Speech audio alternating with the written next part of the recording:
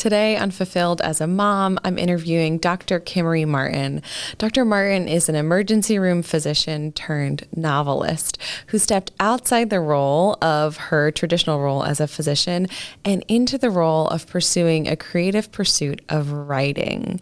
She'll tell you about how she has been a lifelong voracious reader and who decided to share her talents with the world.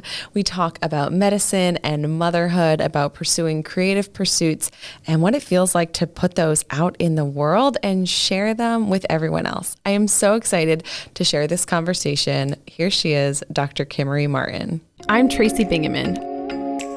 I'm a full-time working mom of 5 who got sick, burned out, quit my job, and now I teach women how to mom smarter, not harder. The pressures of modern motherhood are intense.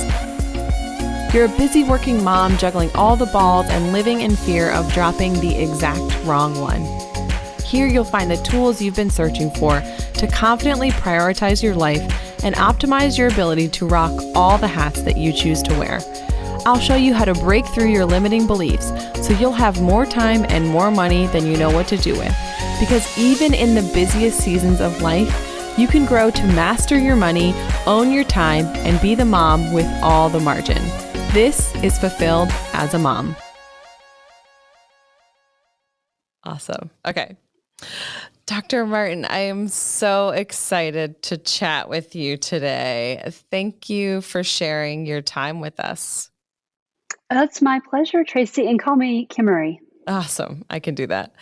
So we know your bio. We know you are an ER doc turned author, and that's the professional side. But I'm interested to hear about who you are sort of in life on an everyday basis. Where should I start? Well, I am a mother of 3.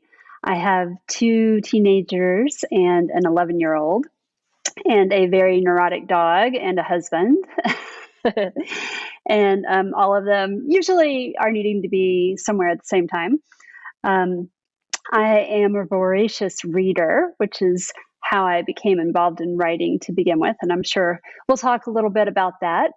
And then, as you say, I'm an emergency medicine doctor turned novelist, and so I spend a lot of my time thinking about and writing about medical topics.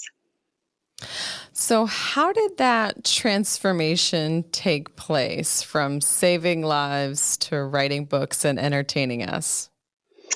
Well, maybe 8-ish years ago, I kind of got this bee in my bonnet about trying to write a novel, which I have zero background in as far as training in writing or English literature or anything of the sort. But as I just said, I'm an obsessive reader. I read every day, every genre, pretty much, nonfiction, fiction.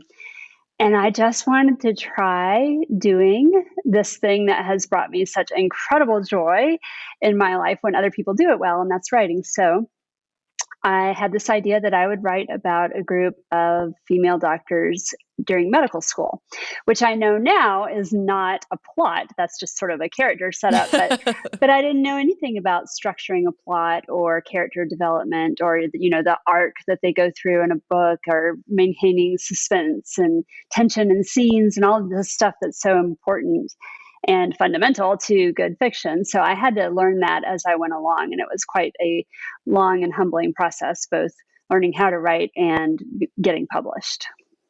So, and that to me is so scary because you had something that you were going to work to do every day that you knew that you were good at, right? You could go in and treat patients, and that's an area where you felt really comfortable. And you said, hey, I feel this tug. I want to step into this space where did you feel like unqualified, unprepared? Like, what did that seem like to you as you were going through that process? Yeah, I think that's a really interesting point because I'm a big believer that challenging yourself and risk taking and putting yourself out into some space where there's no guarantee of a success is actually really beneficial to people. I mean, I do believe in failure, and anything that you do well requires pretty much a massive commitment of time and exposure to judgment and failure. And so it was, like I say, it was humbling. It was hard to learn. It took a lot of time. I had a lot of missteps along the way. Getting traditionally published with a big New York publisher is a hard process to navigate. Um, but, and here's the key, I felt really passionate about doing it. I enjoyed the heck out of it. And so that's really what sustained me through all of the trial and error and all of the failure. So at any point, did you feel like you might give up or it wasn't worth it or it was too much time, too much failure, and you thought about throwing in the towel before you got to the finish line of that first novel? No, I really didn't because again, I liked the process of it, and I think you can define success on your own terms. Success does not necessarily have to mean a big New York publisher. In today's era, there are so many avenues to being published, and I knew that if I didn't sign with a big publisher, then I would figure out some other way to do it and make that successful on my own terms. That being said, though, there are lots of disappointments, lots of frustrations. For the longest time, I could not get an agent to represent me. And I kept thinking, why? Because I love this story. Why doesn't anyone else like this story? And it had to evolve and I had to learn. And that wasn't always easy. Yeah, I think the publishing industry is one where you almost always have to walk through a lot of rejection, a lot of no's before you get to a yes. And that you have to believe in your journey, your book, whatever it is that you're saying, I want to share this with the world. And you have to believe in it enough that those no's don't discourage you from continuing in the process. Correct. Yes. I mean, it is a daunting thing at times. And the whole process is sort of this weird, arcane, like you're not even submitting your manuscript to people in the beginning. You're just submitting this one-page letter about the manuscript. And that's where I failed miserably over and over again.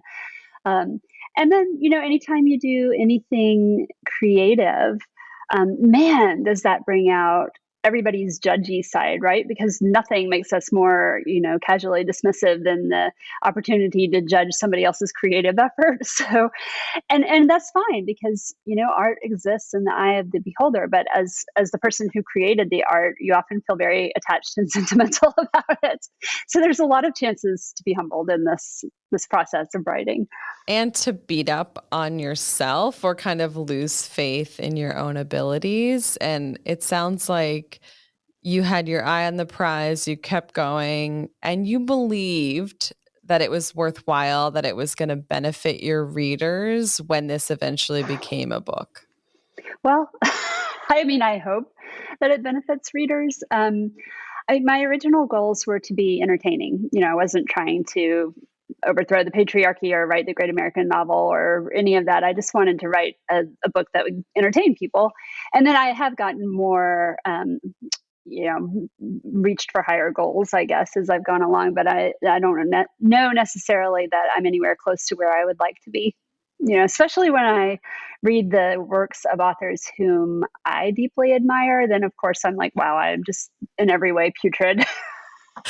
Well, I think that it's good to have those influences in your life because you can see what's possible. Someone who's been honing their craft for years and years and has published book after book or raised successful kid, like whatever it is that you're looking around and seeing, that those influences give you hope that you're not at the top. This isn't the pinnacle. There's something more to be reaching for and striving for sure. Sure.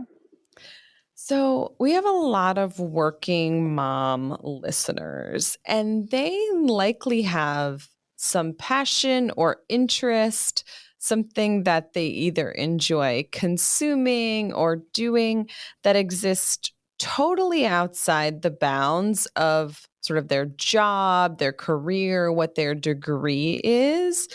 So, what do you have to say to that listener who is like kind of in the early stages, like curious about pursuing something, but also it's not really in the lane that they're in right now? What advice do you have for her? Well, first, I would say immerse yourself in whatever field it is that interests you. Examine the work of other people analytically and consciously to think, what is it about this material that really hooks me? Why am I so drawn to this story or this piece of art or this cause or this effort? Um, and try to identify the things that make that successful when other people do it. And then also, go easy on yourself. When I wrote my first book, my youngest child was 3, and as any mother can tell you, that is a very labor-intensive age in terms of parenting.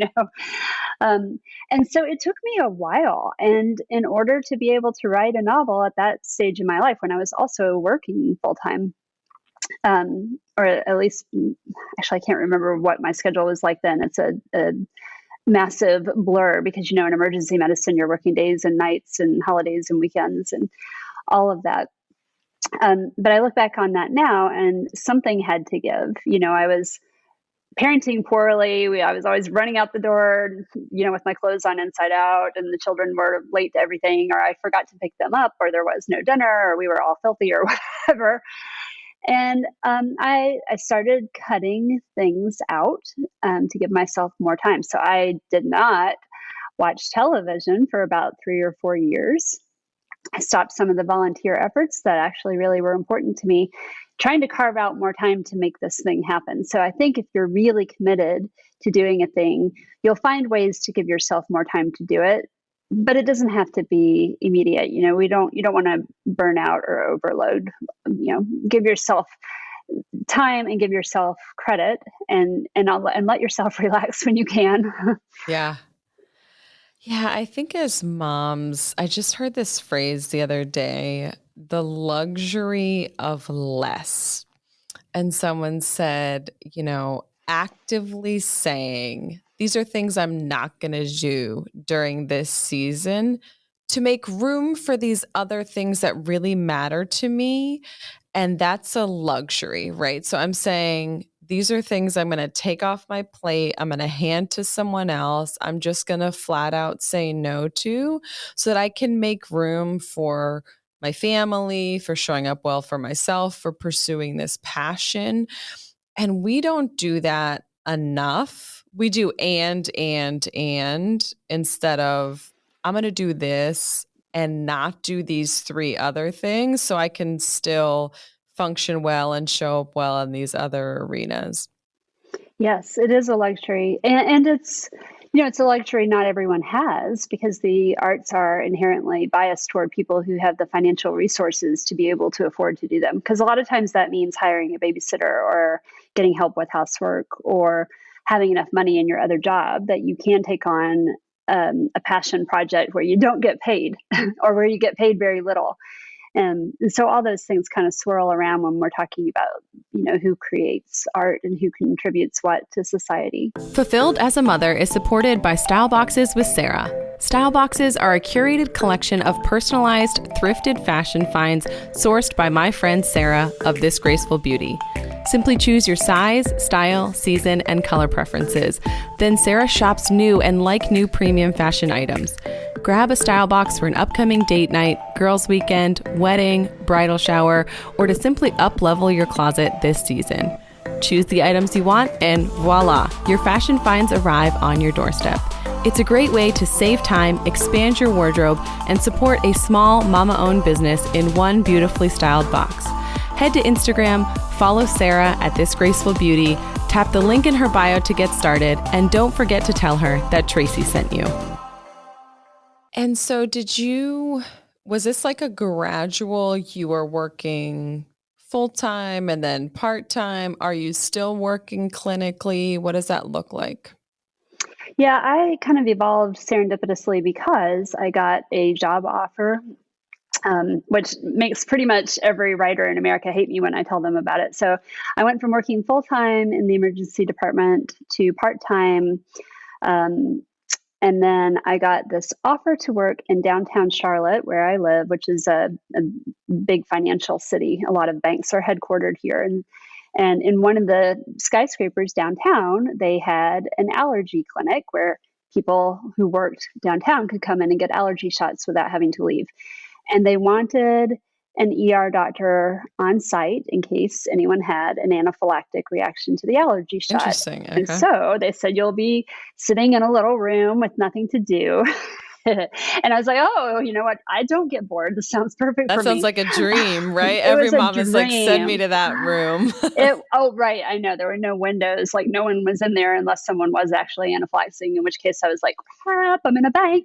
But aside from aside from those moments, it was really time that I could work on the novel. And it was the hours that my children were in school. And I had never before in my life had a job where I wore real clothes to work, went to an office, and it was in the daytime. So I felt like such a grown up striding through these, like all these connected downtown high rises with my little briefcase and my computer and everything. I just felt so adult.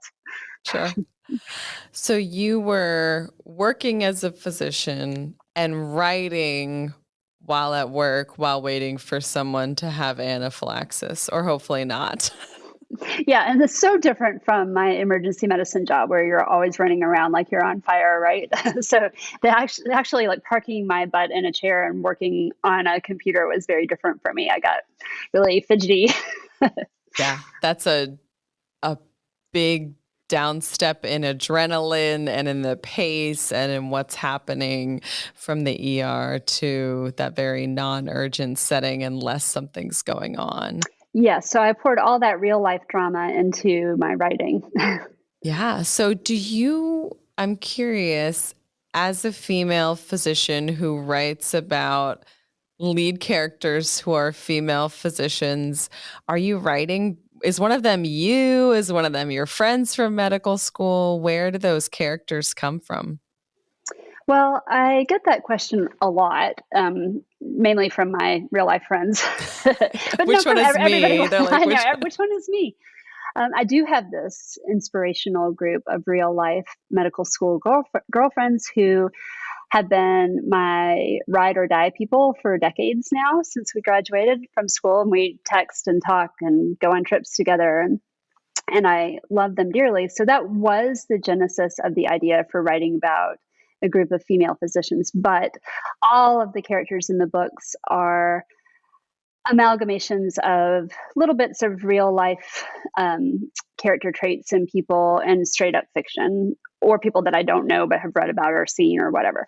And so there are bits of me for sure in the characters, particularly in the first book where I think a lot of debut authors' work is a little bit more autobiographical. Now that being said, I actually put a note into the authors section afterwards saying, if you are one of those people who thinks that fiction is autobiographical, please skip chapters 12, 14, and 21 or whatever it was. Because one thing I would like to stress is that the actions and perceptions and experiences of the characters are not necessarily those of the author. So a lot of that stuff is made up and meant to be flawed. Just disclaimer. Yeah. It's interesting how blurry that can get. And you're taking experiences and people that you knew, but that you also have this great creative license to make it up and to change things and to make the story and the reactions of the characters exactly what you want them to be. Yeah, It's a that's the really beauty of cool fiction. position. You Yeah. are in control. It's so nice. And I loved all of your books. I've read them all. But Doctors and Friends totally blew me away. And can you give us a little bit about the book for someone who hasn't read it? And then I'll ask you the question I have about it. Yeah, so it's medical fiction, as are my other two novels. And what I usually stress to people about it when I first start talking is that I had the idea for the book in 2018. And researched it, drafted it, and sold it to the publisher in 2019. And the reason that that is relevant is because the book is about a group of female doctors during a brand new worldwide viral pandemic. So the timing turned out to be like the worst Crazy. in the Yep. history of humanity. And the main character is an infectious disease doctor within a specialized branch of the CDC called the Epidemic Intelligence Service. And her particular virus that she studies is the one that causes this new pandemic after it's mutated. And so she's instrumental in formulating the American response to the new pandemic. And toward the end of the pandemic, her own two children become deathly ill, and she just happens to have access to one dose only of an experimental antiviral medication. And she has to select which child will receive it. And so originally, my publisher was going to pitch this as the Hot Zone meets Sophie's Choice. So if you've read those two books, you're cringing now because you know where it's going. Yeah. And so, first of all, entirely crazy that you did all of this work, all of this research, pitched this idea, and then the book doesn't come out until after the pandemic. So you're like, I'm going to write about a pandemic and then unwillingly going to live through one. And my book about the pandemic is going to be released while the pandemic is happening. Yeah, it was surreal. Publishing moves very slowly, unlike emergency medicine, of course, but usually there's at least a year or two, sometimes, or more, lapse between the time you turn in a manuscript and the time that it's actually published. So we did, of course, realize that there was going to be a real world pandemic that we would be well into by the time the book came out. And actually, we kind of thought that the pandemic would be over by the time the book came out, because in those early days, nobody knew, exactly how this was going to play out. Yeah. So it was very surreal. Yeah. It's been a crazy couple of years. And the reading of the book, like some of the things that you came up with in the book, I was like, that would actually be a good idea for us to like have our vaccination status. Like it's crazy to have lived through something that made us feel those feelings and live through that situation and then read about it. It was a very interesting and timely experience for me as a reader and as a mom, just like very moving. It really hooked me. And so if you're listening, you want to check out Doctors and Friends, all of your books, definitely. All right. So someone that is listening, and it doesn't necessarily have to be writing, but they're curious about interpretive dance or playing the piano, how can they see the value in pursuing that passion, pursuing that creative endeavor, if maybe their whole life has been about like science and productivity and production and things that are more kind of concrete and tangible? What's the benefit to them and their family and their life for undergoing a creative pursuit? What benefits have you seen in your life? Oh, so many. Well, I mean, obviously, it's an outlet and it is enjoyable. Again, I emphasize the idea that you do it because you're passionate about it and because it brings you joy. Um, but I think having now had the experience of not only writing medical fiction, but I actually teach fiction writing classes. First, I was doing it in person and then online after COVID. And the in person courses that I taught were called Fiction Writing for Physicians. I was hired by a company who does CME classes, and this was one of their ancillary fun courses that they offered. And I can tell you, I think that there is some overlap in the brains of people who are scientifically minded and they're, purely innovative, creative sides, because so many doctors write and so many people in healthcare in general write. And I imagine that probably extends to other creative fields like art and dance and music and all of those things. And I think as human beings, we are just kind of burning with the desire to express ourselves in these mediums that really offer beauty and meaning in a world that sometimes seems insane, right? So, so it's a way of making sense of the world. It's a way of offering something of value and beauty to the world. I use the term beauty lightly when it applies to my own novels, but you know what I mean, right? Like you're creating something that really doesn't extend your lifespan or solve a scientific problem or whatever, but you're doing it because it offers something to the world. And as a species, we're probably somewhat unique in our desire to do that. And it benefits you. And then when you share it, it benefits the people who get to see it and consume it. There are just so many downstream positive effects. And I think as busy moms, as working moms, as people who are juggling all the things, it's also really important to model that for our kids, that you're doing something that you love, that you're making time, that you're taking your own time to do something that is not making lunches and driving to soccer practice. And those are all valuable pursuits, and people need to eat and get to soccer. Like, that's important. But you're modeling this pursuit of, this is something that I enjoy and I'm doing it just because, and I'm sharing that gift with the world. And I think if we look back, we wished that there had been more of that modeled for us growing up.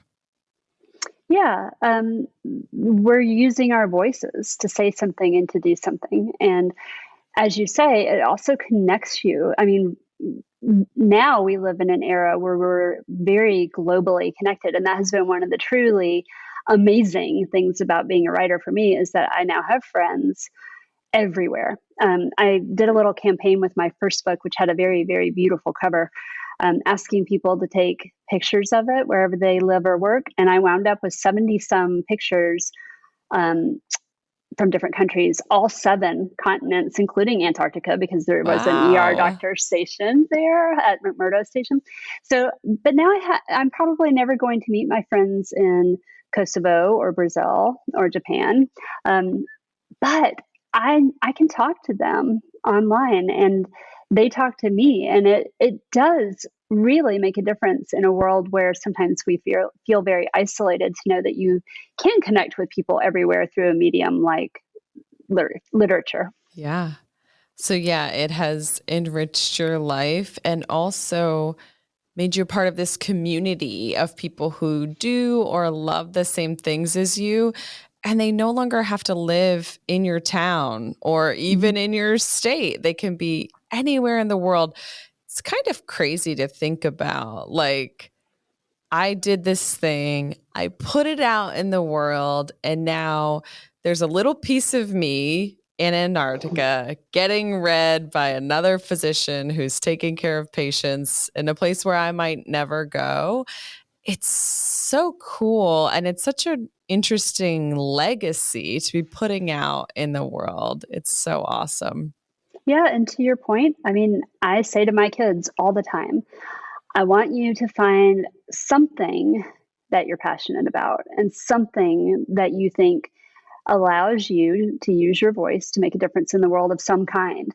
And I hope that you guys are going to grow up to be good people and do good things. But also, I want you to find that, that spark that keeps you going. So I completely agree with what you said about modeling something like that for your kids. Yeah. So I'm curious, if you could go back, would you still become a physician before you decided to take up writing? If you could rewind to that point where you were making that choice, do you still become a doctor? Oh, yeah, a million times yes. Well, first of all, let's get the practical stuff out of the way. I couldn't afford to be a writer. Writing doesn't pay very much, even if you're with a big publisher, unless you just strike gold. Um, so you need a day job almost always if you're going to do something creative like that. And I do love the practice of medicine. I mean, I really felt drawn to it because you can, first of all, use the scientific part of your brain. And I very much enjoy science of all kinds. Um, but you can use that scientific knowledge to make an immediate impact in the life of another human being. In my field, especially, you treat people that are ill or injured or suffering, and right away, I could use something to try to alleviate pain or save a life or make a circumstance better. And even though I did fail at that sometimes, it's a very rewarding career. I like people. I like problem solving. I like technical challenges. I like all of that stuff very, very much. And I think medicine is one of the most amazing careers that you can have. And I know you share it with me. There are a lot of changes going on in medicine right now, which is a whole nother subject. But if you just look at it purely from the practice of medicine, then yes, I would never have given up that career. Also, it gives you experience to write about. I mean, I wasn't a very formed person in my 20s. I don't think any of us are. We're all figuring it out. Yeah. So did you, as you were kind of making this shift, did you feel sort of just disjointed, like you had to reconcile, I was a doctor, I am a doctor, now I'm an author? Like, how did that feel to you personally as you were making this transition or addition to your skill set and to who you are and what you do? Sometimes it felt great, and other times it felt terrible. And I'll give you an example of those things. My first novel was reviewed in the New York Times, and my third novel got a bunch of starred reviews from all the big literary publishers, which is very hard to do. And naturally, that felt amazing. Like it's hard to describe the gratification that you feel when you do, in fact, get some kind of recognition for this thing that you poured your heart and soul and blood and sweat and tears into. That feels really good. But at the same time, especially when COVID happened, I felt really bittersweet about giving up the practice of emergency medicine. I saw my colleagues struggling. I was crowdsourcing a ton of different kinds of doctors as I had been researching this novel, and that continued through COVID. And we made some changes to the book in response to it. But seeing these anguished letters from my colleagues all over the country, and feeling like I wasn't really helping.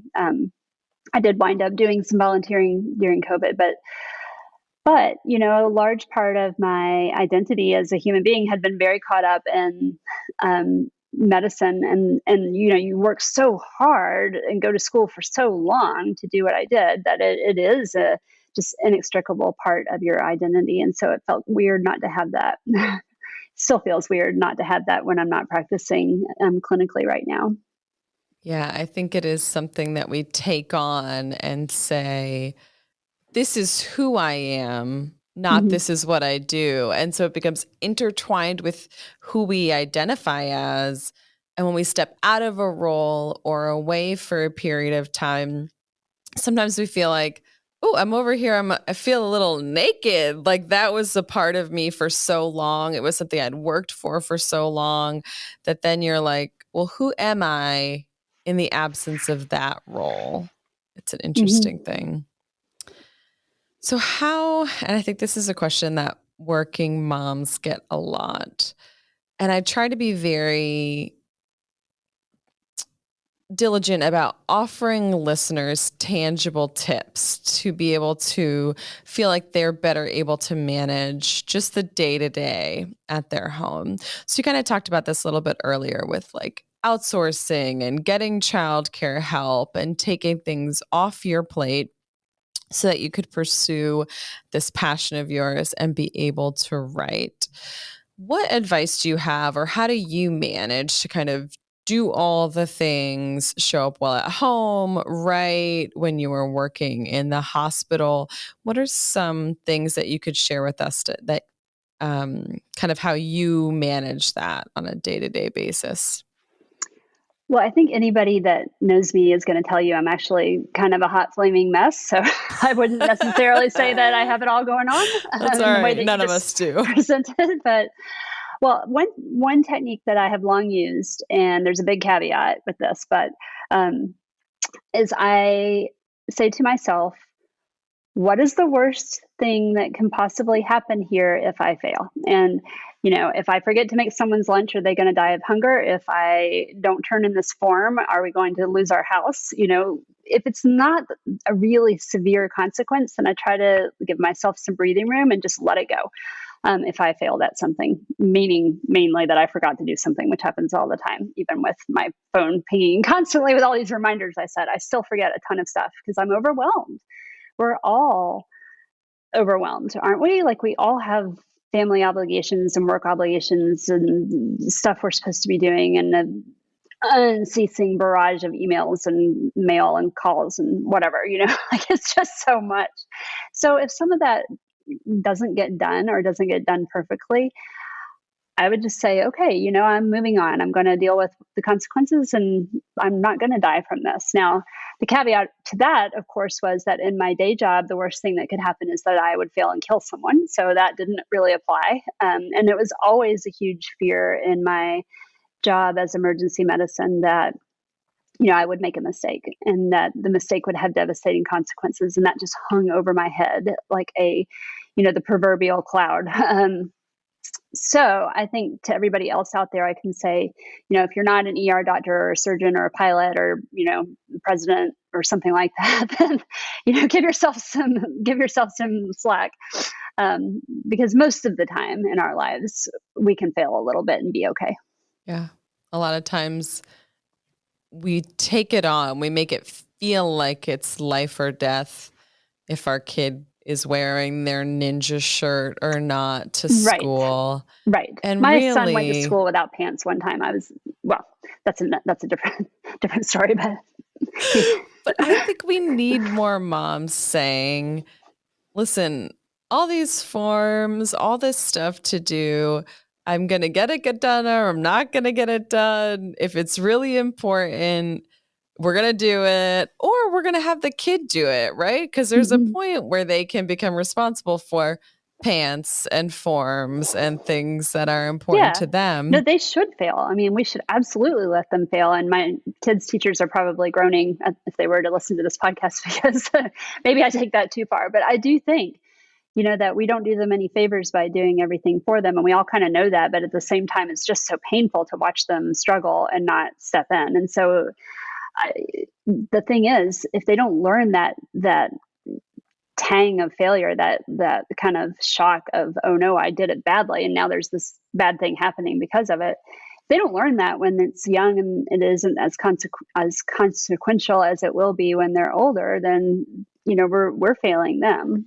So you're not the mom who's taking the project to school that the kid forgot. You're letting them. Yeah. I have brought an iPad to school before, but I don't even know what their homework is 99% of the time. Sometimes what typically happens is I find out when there's a problem, but I don't keep up with their deadlines and their obligations at all.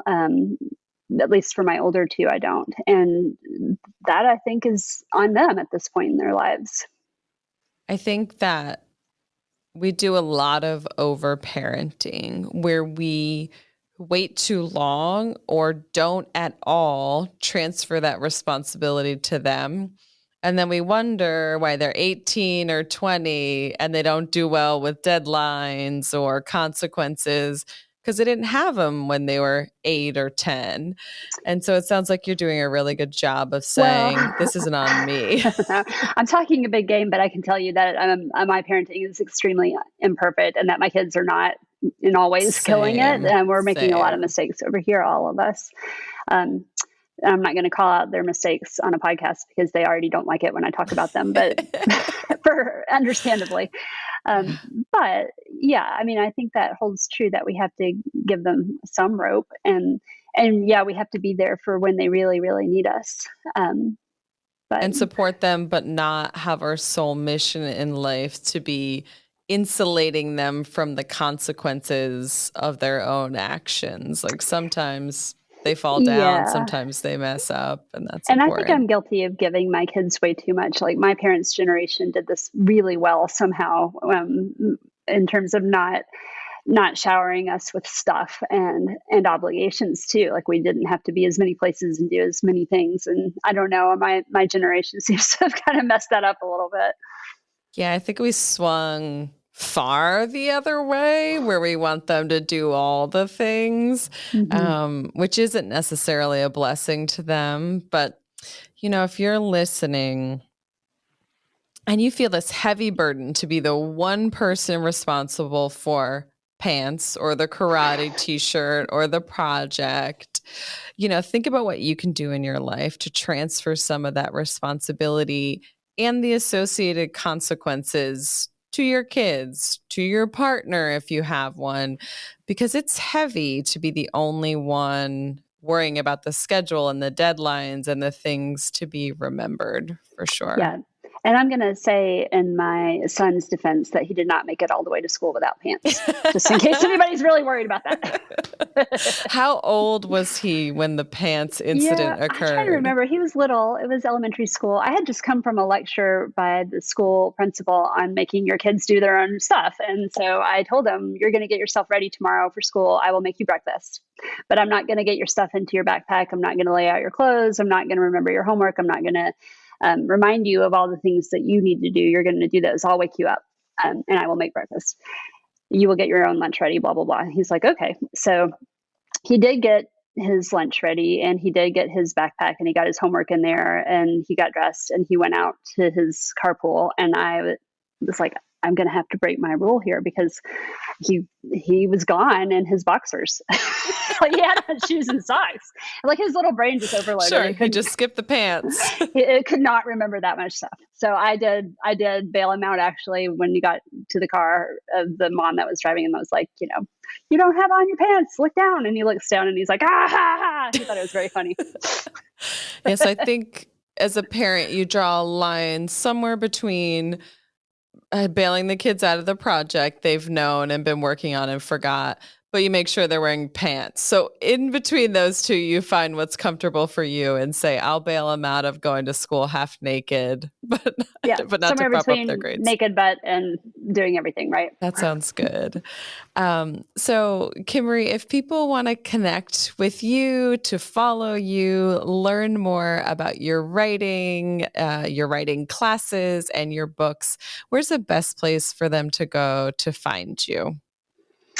Well, I have a website, KimmeryMartin.com, and I also try to keep a running list of what I'm reading at any given time on there. And if I have a writing class coming up, I'll put that on there, as well as, book tour stuff and a whole bunch of literary talk.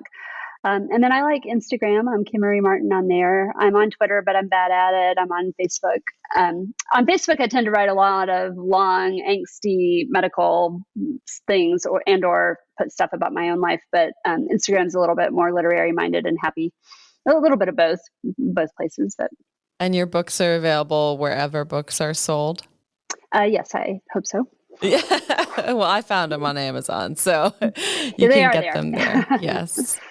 Awesome. Well, thank you so much for sharing this talk about art and literature and medicine and motherhood. I think it's going to reach our listeners right where they are. Thank you. It's been a real honor talking to you. I appreciate it. Of course. I'm doing a victory dance right now because you did it. You took the time to tune in, to reach for a better life, and to take care of you. Did our time together go by way too fast for anyone else? Head to fulfilledasmom.com for show notes and all the discount codes from today's show. You now have the tools and knowledge to change your life. Go blaze your trail, take that step, make the shift, and do the work to create fulfillment in your life today.